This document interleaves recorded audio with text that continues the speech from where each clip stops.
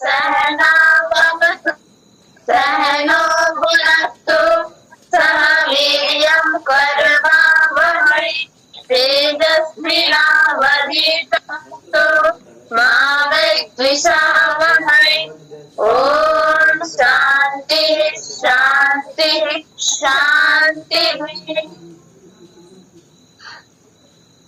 वर्णोच्चारण शिक्षा के अंतर्गत वर्णों के स्वरूप और संज्ञाओं की जो स्थिति है उस पर चर्चा चल रही है। तो जितने विषय अभी तक इस कक्षा में विचार में आए हैं, किन्हीं ने इन सभी विषयों को सार रूप में लिखा है, जैसा लिखने का संकेत आरंभ में किया था कि सभी लोग लिखते रहे, संस्कृत में लिखें तो अधिक अच्छा है।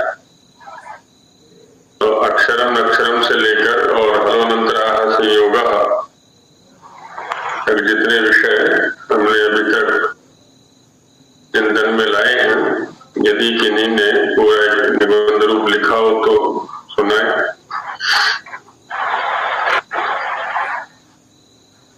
किसी ने भी नहीं लिखा लगता है। कन्या गुरुकुल में किसी ने लिखा है कुछ? नहीं लिखा है। जी आचार्य जी। बोलो, जब पूछ रहा हूँ सुनाओ क्या लिखा है।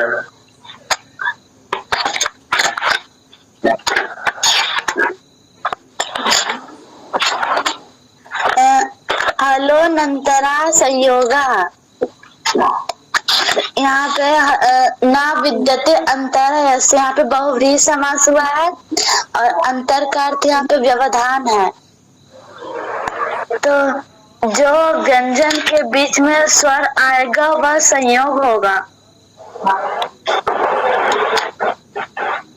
मैंने प्रश्न जो किया था उसके स्वरूप को समझा नहीं, तुमने उत्तर देने के लिए आतुर हो गए। माइक बंद करो।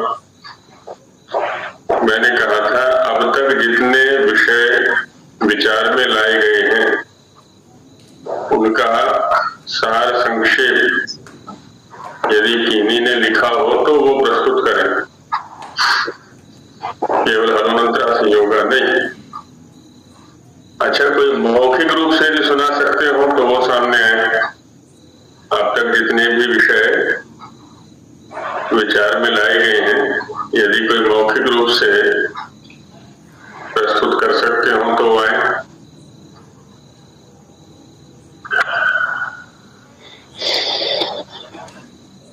हाँ जी, कोई माइक खोल रहे हैं। इन्हीं की उपस्थिति नहीं है।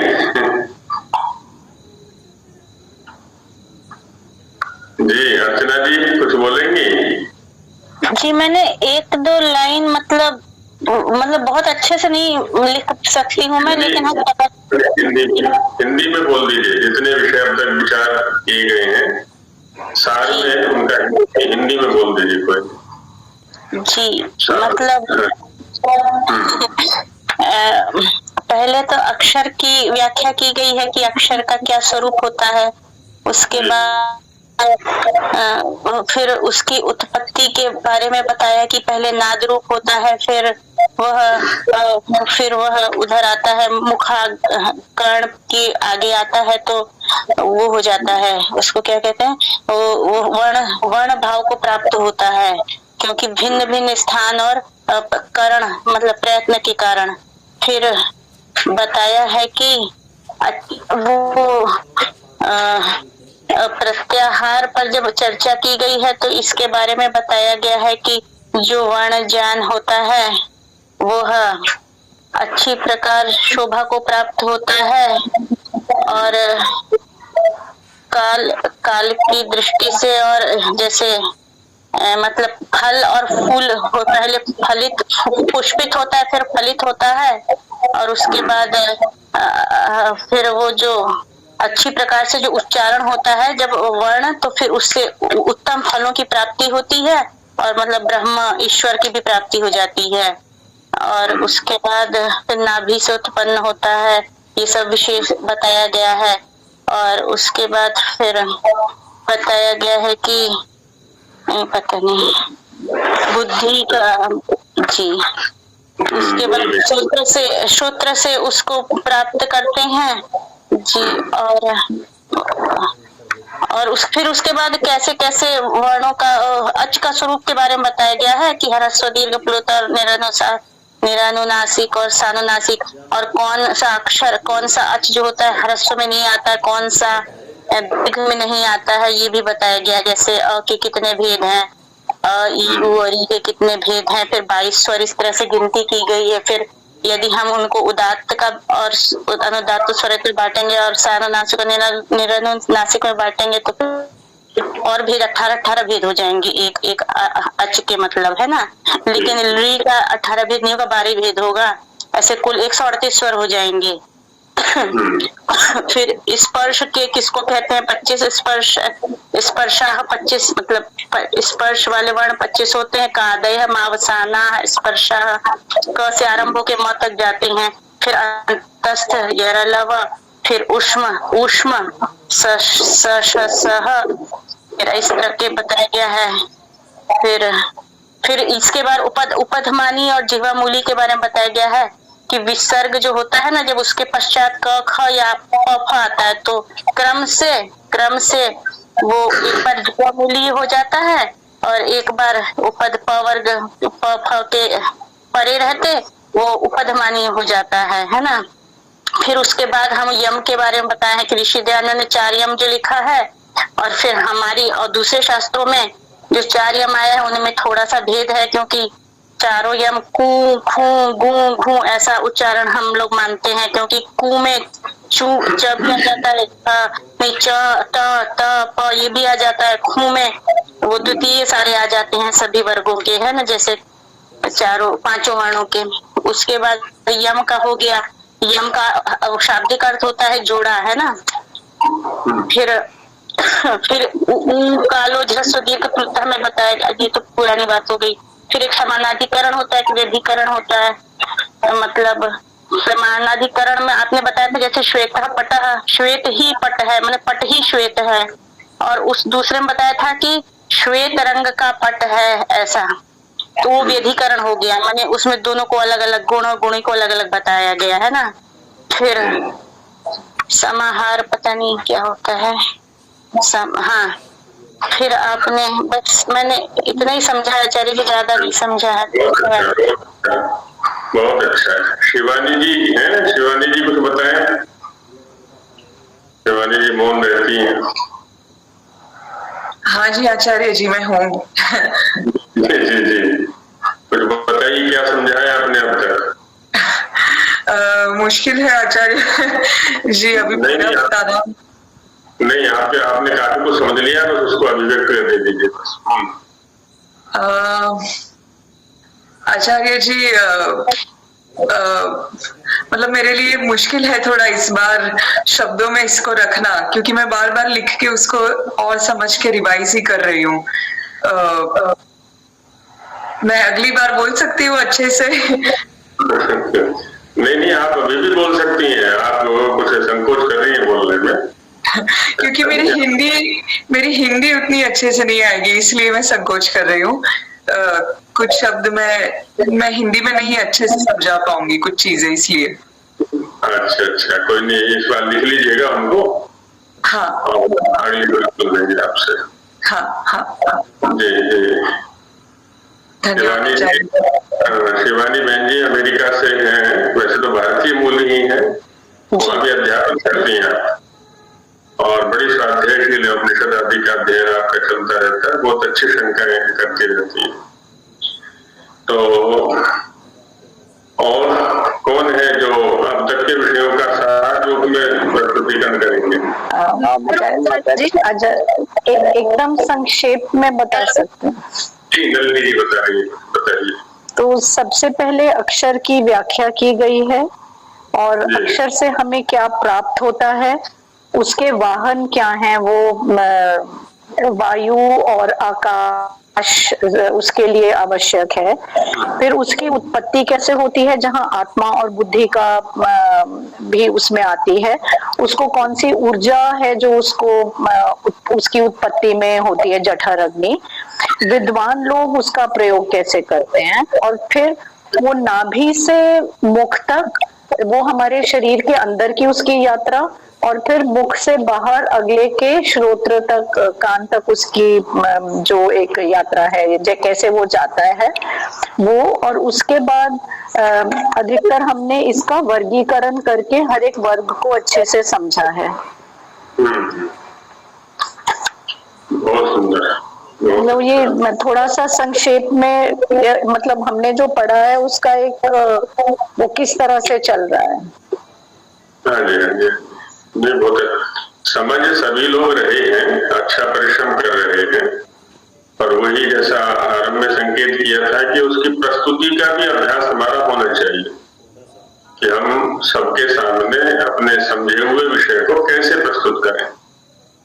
तो जो भी टूटे फूटे शब्द हैं, थोड़े शब्द हैं, उनमें रखने का प्रयास करना चाहिए। नलिनी बहन जी भी पूना से हैं और जिस कपूर परिवार के माध्यम से इस रामलाल कपूर ट्रस्ट का संचालन विगत लगभग 97 वर्षों से हो रहा है, उसी परिवार से है और बहुत स्वाध्यायशील है। उपनिषदों का, वेद भाष्य आदि का स्वाध्याय भी करती हैं, अपने संतानों को भी कराती हैं, और भी अध्यापन से भी आप जुड़ी हुई हैं। तो बहुत अच्छी शंकाएं, जिज्ञासाएं आपकी भी रहती हैं। जी धन्यवाद। अभी तो पहली सीढ़ी तक भी नहीं पहुंचे लेकिन मैं सोचती हूँ कि अब जितना समझ लग गया अच्छा, नहीं तो अगर शुरू कर देंगे तो अगले जन्म में तो हो ही जाएगा कुछ आगे हम सभी विद्यार्थी बने रहे तो अच्छी ही प्रगति होगी। जी, और कोई बहन जी कुछ बोलना चाह रही थी या भाई जी को? जी आचार्य जी, हाँ जी, मैं कोशिश करती हूँ बताने की। जी बताइए। सबसे पहले हमने वर्ण या अक्षर को जाना था कि कहते किसे हैं। फिर हमने इसके उसमें जाना था कि अक्षर वह होता है जिसका कभी नाश नहीं होता, जो सर्वत्र व्याप्त होता है। फिर उसी को हमने वर्ण बोला था। पहले जो पूर्व सूत्रों में हमने उसी को वर्ण कहा था।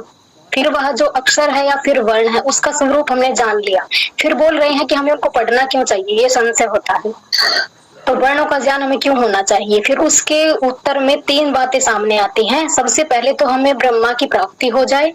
दूसरी चीज है कि जो सम्यक ज्ञान है हमें वर्णों का वो प्राप्त हो जाए, जो बुद्धि के लिए अभीष्ट है वो चीजें प्राप्त हो जाए। लघुता के लिए भी वर्णों का उपदेश किया गया या उनको समझना चाहिए। फिर आता है कि इसके स्वरूप को जान लिया, उपदेश भी मतलब देख लिया भाई क्यों करना चाहिए। अब ये है कि इसको प्रकट कैसे करें, वर्णों का प्रकटीकरण कैसे होता है। तो सबसे पहले आत्मा बुद्धि के द्वारा इकट्ठा करती है अर्थों को, क्योंकि मन बोलना चाहता है कुछ। फिर मन जो है कायाग्नि को आहत करता है, फिर वह वायु को प्रेरित करता है और वायु उड़ा स्थल में आके फिर वह मंद स्वर को उत्पन्न करती है। और वह जो मंद स्वर होता है वह अव्यक्त ध्वनि जो होती है वह नाद होती है। और फिर वह जब भिन्न भिन्न स्थानों में विभाजित होता है फिर उसी को हम शब्द बोलते हैं। और फिर जिसको शब्द या अक्षर बोलते हैं वह जो ब्रह्म होता है वह बुद्धि में कहीं स्थित होता है। और विद्वानों के द्वारा उसी को हमेशा उसी के लिए प्रयास किया जाता है।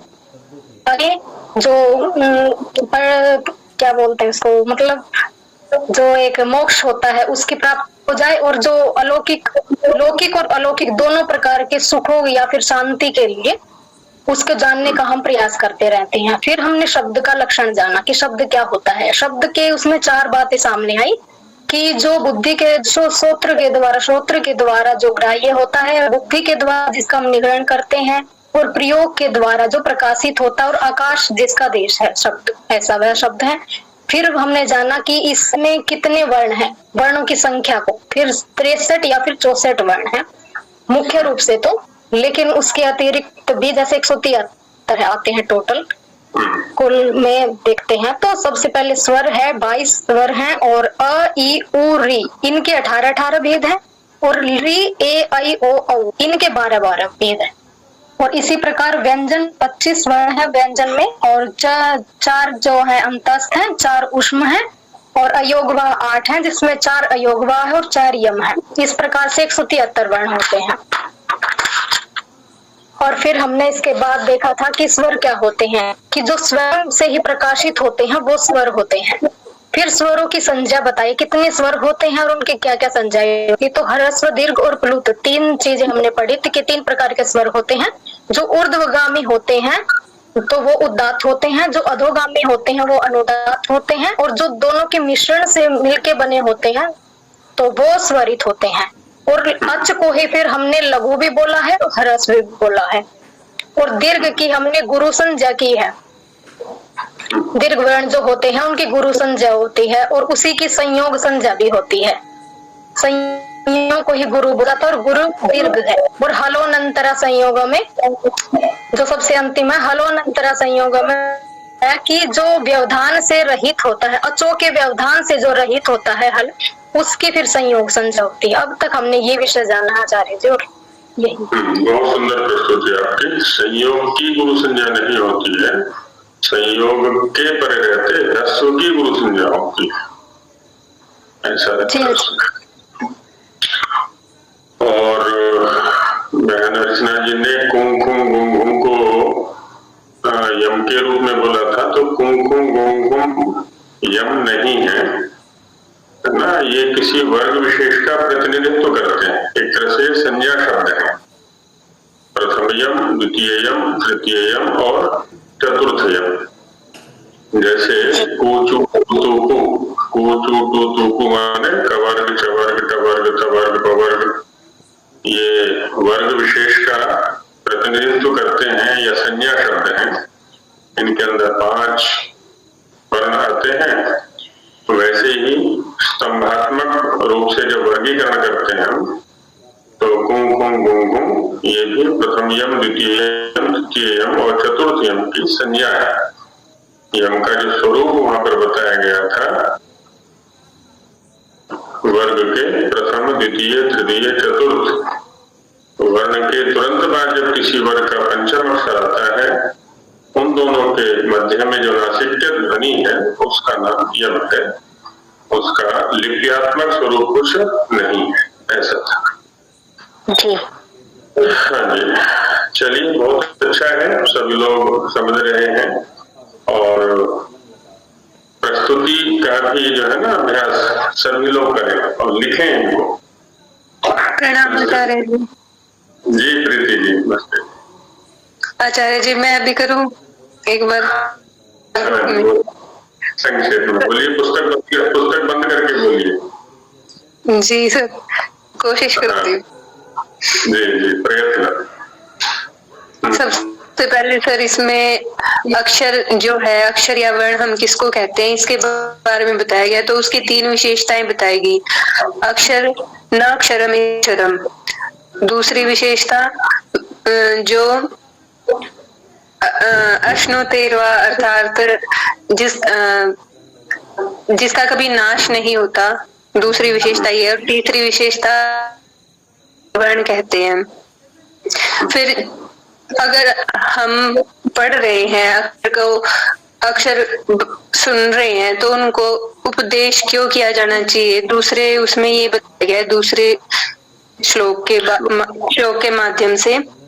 तो उसमें बताया वर्ण ज्ञानम, कि वर्ण का ज्ञान करने के लिए क्यों, क्योंकि ये हमारी वाणी का विषय है वर्ण, इसलिए इस वर्ण का ज्ञान हमें होना चाहिए। दूसरा कि हमें साधु वर्णों का प्रयोग किस प्रकार कर सकते हैं हम, दूसरी विषय इसलिए हमें वर्णोच्चारण सीखना चाहिए। और तीसरा है कि ब्रह्म वर्तते, कि हम ब्रह्म यहाँ पे शब्द किया गया है, और जो शब्द ब्रह्म अर्थात जो पारलौकिक या मोक्ष की प्राप्ति है उसके लिए भी किया गया है। तो हमें इसलिए वर्ण का ज्ञान होना चाहिए।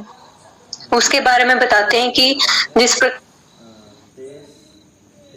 के ऊपर पहले फूल आता है फिर उसके बाद पुष्प आता है, वैसे ही जो ये हम वर्णों के उच्चारण के माध्यम से जो भी शिक्षा को ग्रहण करेंगे उससे हमें इस जो ये लोक है जिसमें हम जी रहे हैं, इसके सुखों की भी प्राप्ति होगी और फिर श्रेयस सुख की भी प्राप्ति होगी, अर्थात प्राप्ति होगी।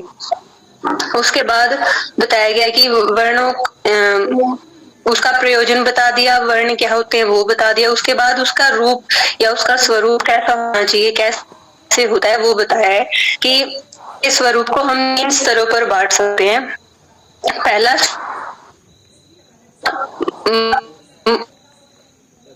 शरीर के बाहर शब्द बनकर प्रकट होता है। शरीर के अंदर भी आकाश और वायु के माध्यम से नाद की उत्पत्ति होती है। वो उसकी प्रक्रिया इस प्रकार है कि जो आत्मा पहले बुद्धि को नियुक्त करती है, बुद्धि मन को नियुक्त करता है, मन कायाग्नि या जठर अग्नि को प्रताड़ित करती है, फिर वो नाभि से ऊपर की ओर मुख या कंठ की ओर आती है, फिर मंद स्वर में जो स्थानों के माध्यम से उत्पन्न होता है उसको शब्द कहते हैं। और ये बताया गया है कि जैसे आकाश है, वायु के बाद जो शब्द है वो आकाश में स्थान ग्रहण करता है, बाहर प्रकट होते ही वो शब्द बन जाता है। अगर वो शरीर के अंदर है तो वो नाद रहता है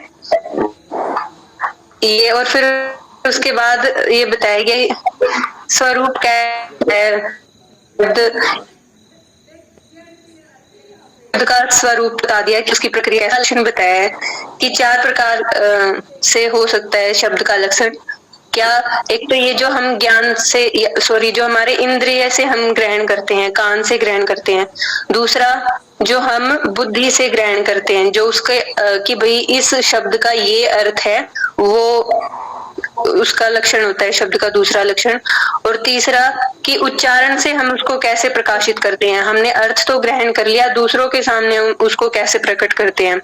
तीसरा कि उसका निवास स्थान जो है वो आकाश है, शब्द का निवास स्थान जो है वो आकाश होता है। फिर ये बताया कि वर्ण कितने होते हैं, तो पाणिनि मुनि के अनुसार 63 या 64 वर्ण होते हैं। और अलग अलग अगर इस वर्णोच्चारण शिक्षा के अनुसार हम देखेंगे तो 173 कुल वर्ण बताए गए हैं। उसमें से 22 जैसे अगर 63 या 64 वर्णों के अनुसार अगर हम वर्णों का वर्गीकरण करते हैं तो 22 या 23 स्वर होते हैं। 23वां स्वर हम उसको मानते हैं जो वो री का अगर दीर्घ माना जाए तो, वैसे तो सभी को पता है कि भाई 22 स्वर कौन से होते हैं। और 173 में अगर मोटा मोटा बताया जाए तो ह्रस्व, दीर्घ और प्लुत, ये कालिक वर्गीकरण किया गया है काल के आधार पर, एक मात्रिक, द्विमात्रिक और त्रिमात्रिक, जिनमें से ए, ई, उ, री, इनके हमें तीनों प्राप्त होते हैं, ह्रस्व भी, दीर्घ भी और प्लुत भी। फिर उनके उदात्त, अनुदात्त, स्वरित, सानुनासिक और निरनुनासिक के अनुसार अगर हम बांटते हैं तो 18 भेद हो जाते हैं। री जो है उसका ह्रस्व होता है और प्लुत होता है, दीर्घ नहीं होता, तो इसके 12 होंगे। उदात्त, अनुदात्त, स्वरित, अनुनासिक और सानुनासिक और निरनुनासिक में ए, आई, ओ, औ इनके दीर्घ और प्लुत होते हैं, तो इनके भी 12 होंगे। तो ये टोटल मिला के 138 वर्ण हो जाते हैं।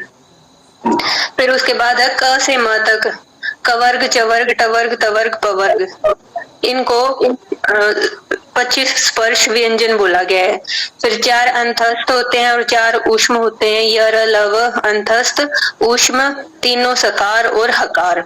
अयोगवा 8 होते हैं, विसर्जनीय, मूल्य, उपदमानीय और अनुस्वार। और ह्रस्व, दीर्घ, अनुनासिक और ड़ जो अक्षर होता है, ये जो पीछे वाले 4 बोली अयोगवा भी होते हैं और यम भी होते हैं। इनके बाद स्वरूप को जान लिया हमने। फिर स्वरों का लक्षण बताया था कि स्वयं राजंतर इति स्वरा, अर्थात जो अपने आप ही उत्पन्न होते हैं। फिर उनका ये बताया कि ह्रस्व, दीर्घ और प्लुत, इन स्वरों का भी विभाजन ह्रस्व, दीर्घ और प्लुत में कैसे होता है।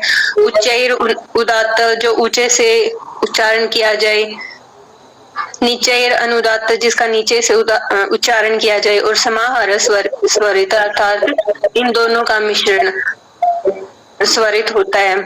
ह्रस्वम लघु जिसमें ये जो ह्रस्व स्वर है, इनकी 2 संज्ञाएं होती हैं। असल में 3 संज्ञाएं होती हैं ह्रस्व अच की, वो मैं बताती हूँ कैसे। पहली तो काल के अनुसार ह्रस्व, दूसरी लघु और तीसरी गुरु। गुरु किस होती है, कैसे होती है? परिस्थिति विशेष में।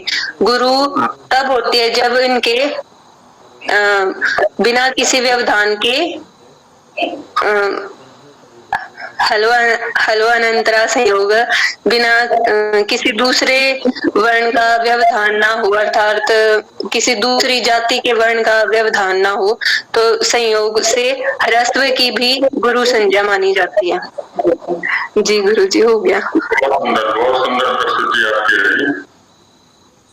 तो आज का समय बहनों का रहा, कल का समय भाइयों का रखेंगे। भाई लोग चुपचाप बैठे सुनते रहते हैं, नहीं तो पक्षपात का भी आरोप हो सकता है कि अवसर इन्हीं को मिलता रहता है, हमें अवसर ही नहीं देते।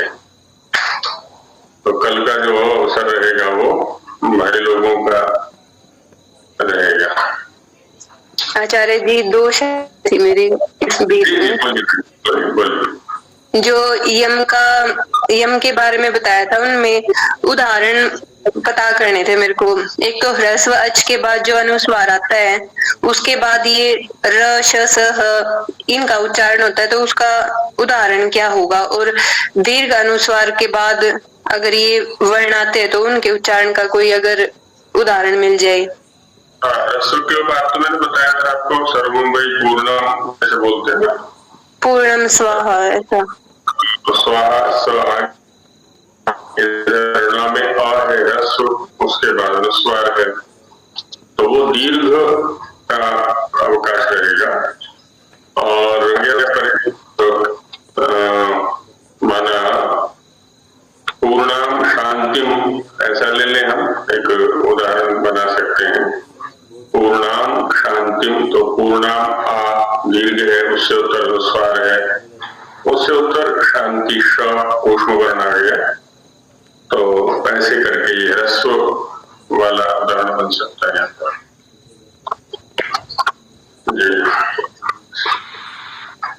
धन्यवाद। और इन्हीं की कोई शंका तो नहीं है जो विषय अब तक हुआ है? आचार्य जी, एक मेरी शंका है कि ये वह, आचार्य जी मेरी एक शंका है जी कि ये उकालो वाला जो सूत्र है आचार्य जी, उकालो अच ह्रस्व दीर्घ प्लुतः, उसमें वह और वाम का क्या अर्थ है आचार्य जी? अच्छा अच्छा अच्छा, बहुत सुंदर। तो उस दिन संकेत भी किया था, जैसे गुरु शब्द के रूप चलाते हैं हम, तो गुरु गुरु गुरवा, अब यहाँ से आरंभ के गुरु को तो ऊ के रूप चलाएंगे, तो वाह है ना, ऊ के जब रूप चलाएंगे तो ऊ आगे जस आ गया, यणादेश होकर के वह बन गया। वह माने तीनों उकार है ना। ऊ शब्द का या ऊ वर्ण के जब हमने रूप चलाए तो प्रथमा भक्ति के बहुवचन में बन गया वह, ऐसा। और षष्ठी के बहुवचन में वहां पर भी ऊ और आगे आम, तो वहां बन गया वाम, षष्ठी के बहुवचन में यणादेश होकर के। तो वाम माने उकारों का, वह माने सभी उकार, तीनों उकार।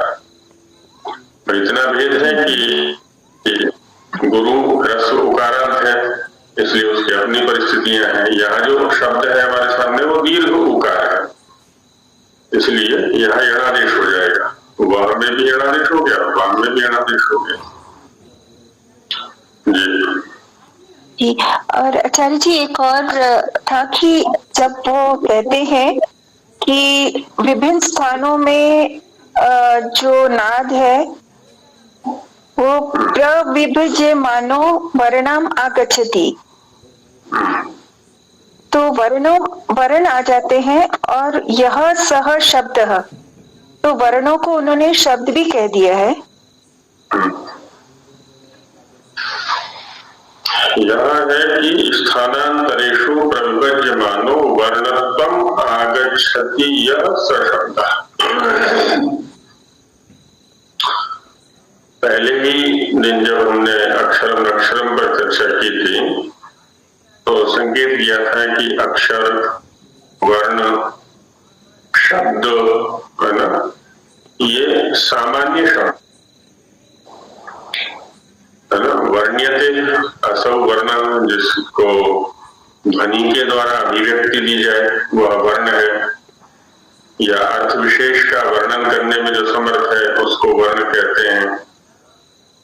अक्षर नाम इसलिए है क्योंकि वो विनष्ट नहीं होता है या व्यापक होता है। शब्द इसलिए कहते हैं क्योंकि वो उच्चरित होता है। तो अलग अलग क्रियाओं को लेकर के ये अलग अलग नाम है, एक ही द्रव्य के या एक ही ध्वनि के कह लें उसको। और जब हम प्रसिद्धि के आधार पर चिंतन करते हैं तो शब्द, जो शब्द है वह प्रसिद्ध है वर्ण समुदाय के लिए।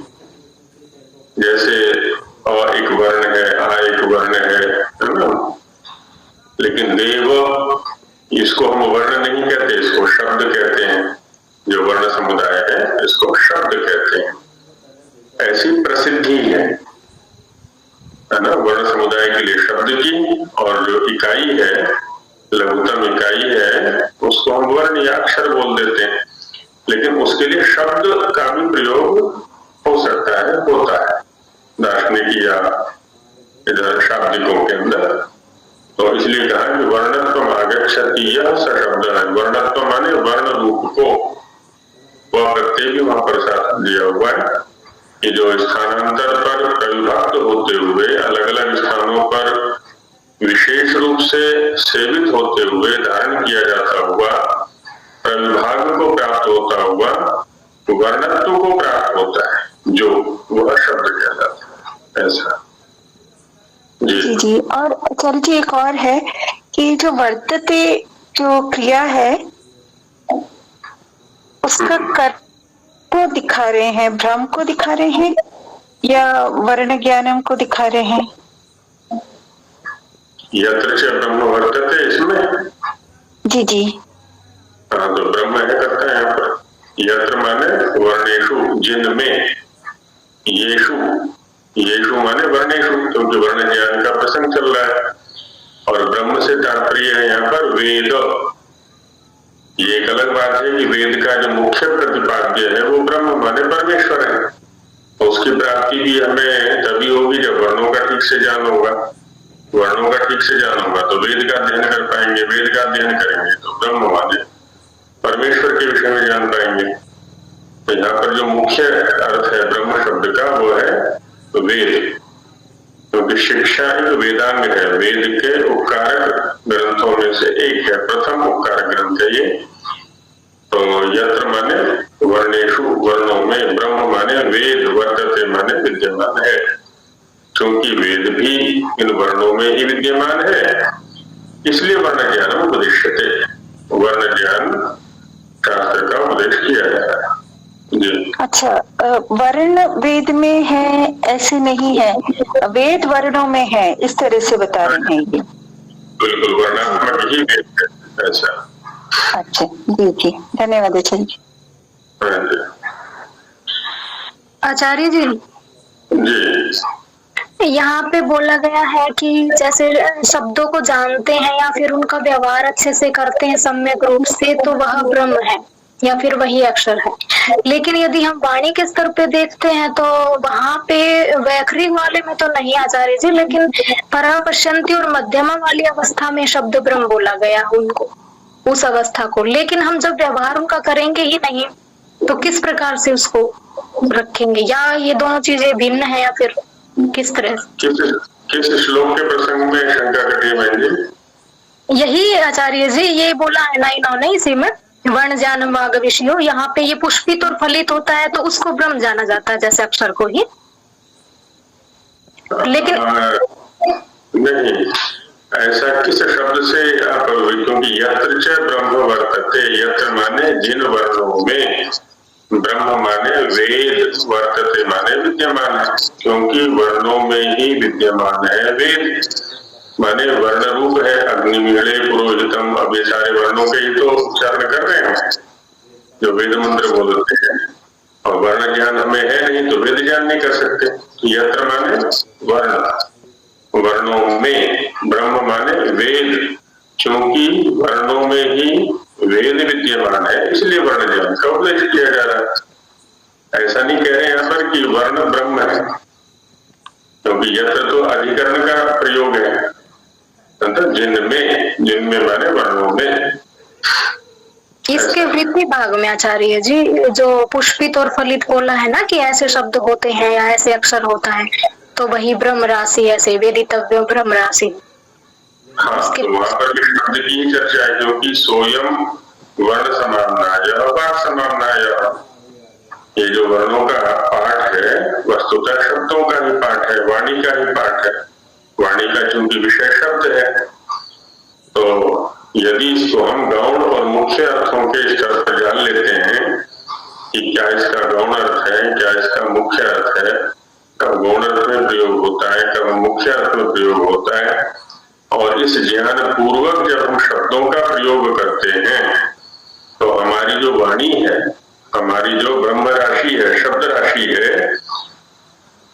वो क्या है, पुष्पित फलित हो जाती है, चंद्र तारकवत प्रतिमंडित हो जाती है, सुशोभित हो जाती है। अब कहीं भी कुछ भी प्रयोग करने लगेंगे, गौण अर्थ में प्रयोग करना था, वो मुख्य अर्थ का प्रयोग समझ लिया या मुख्य में गौण को समझ लिया, तो उसके विपरीत हो जाता है। ब्रह्म राशि माने शब्द राशि। यहाँ अभी परमात्मा या परमेश्वर में जो ब्रह्म शब्द का हम अर्थ ले रहे हैं वो तात्पर्य से, यहाँ मुख्य अर्थ उसमें नहीं है, क्योंकि वर्ण ज्ञान का शास्त्र है ये ब्रह्म माने परमेश्वर को जानने का शास्त्र नहीं है, ये आरंभिक सीढ़ी है। तो इसका ज्ञान करेंगे तो हम क्रम से वहां तक पहुंच पाएंगे। तो यहाँ पर ब्रह्म शब्द या तो वर्ण के लिए रहेगा अथवा शब्द के लिए रहेगा मुख्य अर्थ में। जी अच्छा आचार्य जी, एक और शंका है कि ये मनो विवक्षया, इसका अर्थ है कि मन की विवक्षा होती है बात करने की।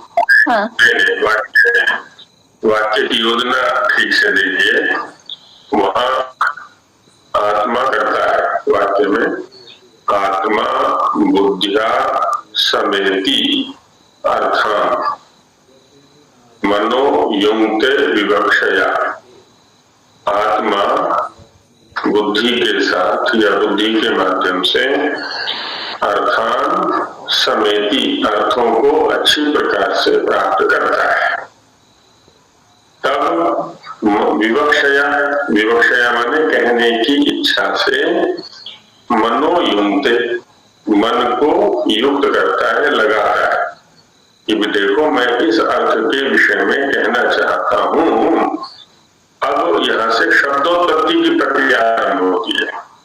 तो पहला जो साधन है शब्दोत्पत्ति की प्रक्रिया में, है ना, वैसे तो बुद्धि है, उसके बाद सक्रियता आती है मन की, तो मन को नियुक्त करता है कौन, आत्मा।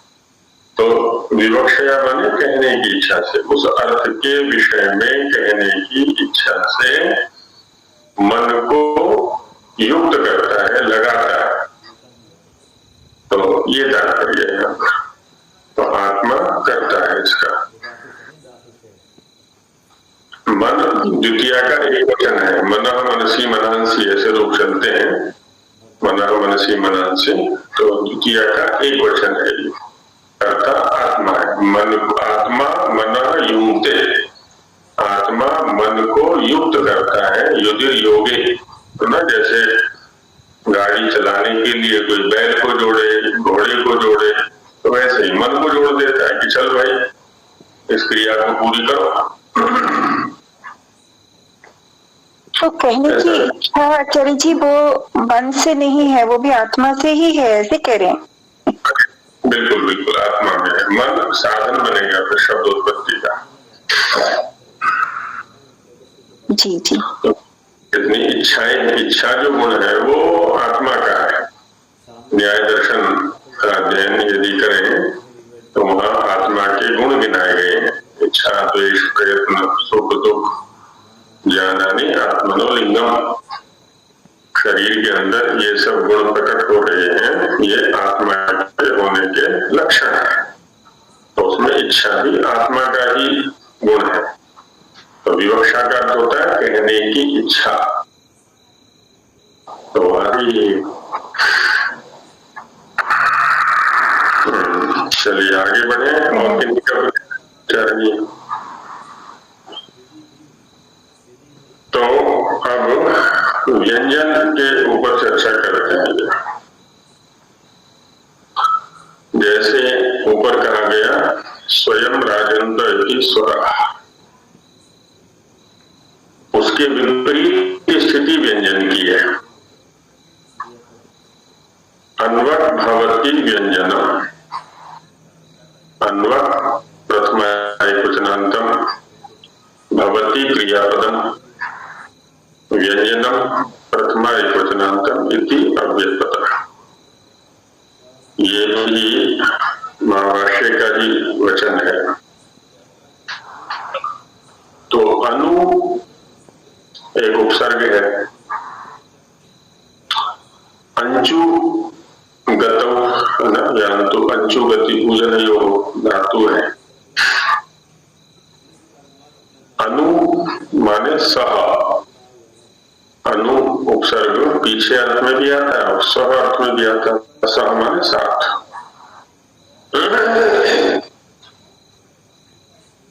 तो अनु अर्थात सह अच्यते, गम्यते,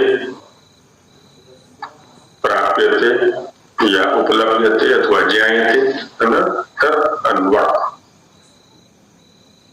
तो जब हम कहते हैं कि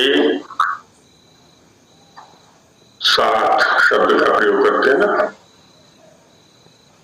देवदत्त साथ आया है, ये वाक्य बोला, देवदत्त साथ आया है। तो साथ कहते ही इस अर्थ की द्योतना हो रही है कि कोई ना कोई और भी है, अकेला नहीं है, इसी के साथ आ रहा है। तो वैसे ही व्यंजन की स्थिति है ना, अनु साथ अक उपलब्ध होने वाला, अक माने उपलब्ध होने वाला, उच्चरित होने वाला, क्योंकि अच धातु माने अंचु धातु का अर्थ है गति। तो जिसकी साथ में उपलब्धि होती है, जिसका साथ में उच्चारण होता है, उसको अन्वक कहते हैं। इसके साथ में अब दो ही प्रकार के वर्ण हैं हमारे पास, या तो स्वर है और दूसरे व्यंजन है। व्यंजन को पराधीन कहा गया है यहाँ पर कि किसी के साथ में ही सदा इसकी उपलब्धि होती है। तो किसके साथ में होगी? स्वर के, क्योंकि दूसरा जो सहयोगी है वो स्वर ही हो सकता है और तीसरा तो कोई वर्ण ही नहीं है, या तो स्वर है या व्यंजन है। और स्वर को अस्तित्व में आने के लिए, उच्चरित होने के लिए किसी के सहयोग की आवश्यकता नहीं, साथ की आवश्यकता नहीं, वह स्वयं प्रकाशित होता है। और व्यंजन स्वर के सहयोग से प्रकाशित होता है, उपलब्ध होता है।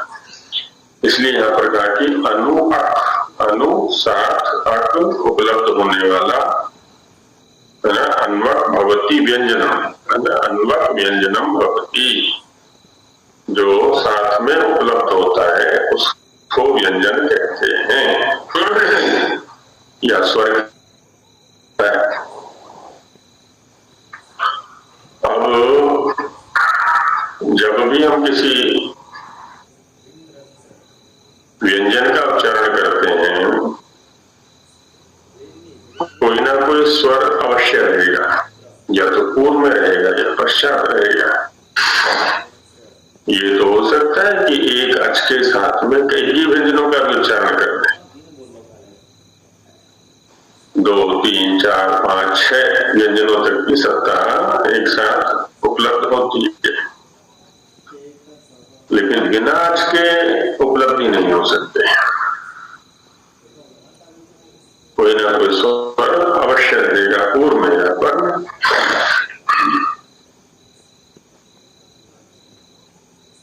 तो इस तरह से ये व्यंजन की परिभाषा यहाँ पर हो जाती है।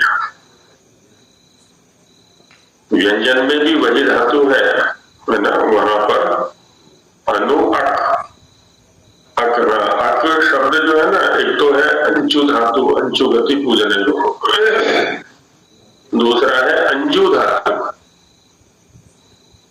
अंजु धातु, अंजु व्यक्ति, लक्षण, कांति, गति इत्यादि अर्थों में आता है, तो वहां पर भी गति है। और व्यक्ति माने अभिव्यक्ति, जैसे कहते हैं ना एक ये व्यक्ति, एक ये व्यक्ति, एक व्यक्ति, वहां बहुत सारे व्यक्ति, तो जो व्यक्त होता है उसको व्यक्ति कहते हैं। अभिव्यक्त होता है जो इंद्रिय गोचर होता है, उपलब्ध होता है, उसको व्यक्ति कहते हैं।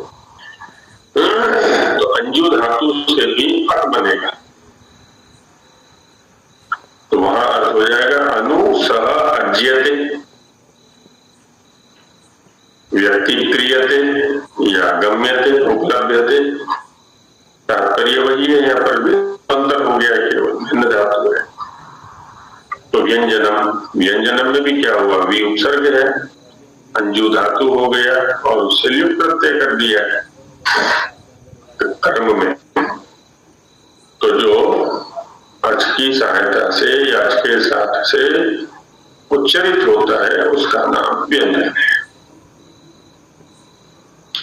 कभी व्यंजन अच के बाद में रहेगा तो अच कभी पूर्व में रहेगा। लिपि में